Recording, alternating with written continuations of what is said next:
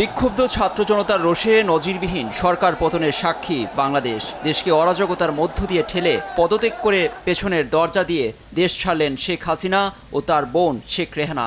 কঠোর নিরাপত্তায় সোমবার বেলা 2:30টার দিকে বঙ্গভবন থেকে একটি সামরিক হেলিকপ্টার শেখ হাসিনাকে নিয়ে যাত্রা করে। শেখ হাসিনার দেশ ত্যাগের খবর ভারতীয় গণমাধ্যমের শিরোনাম। তার গন্তব্য কোথায় এ নিয়ে কৌতূহল নানা মহলে। ভারতীয় প্রভাবশালী গণমাধ্যম দ্য হিন্দু এবং দ্য টাইমস অব ইন্ডিয়ার প্রতিবেদনে জানা গেছে, ভারতের উত্তরপ্রদেশের গাজিয়াবাদের স্থানীয় সময় বিকেল 5টা 36 বহনকারী বিমানটি অবতরণ করে। হিন্দন বিমান ঘাঁটিতে অবতরণ করে বাংলাদেশের C-130 বিমানটি।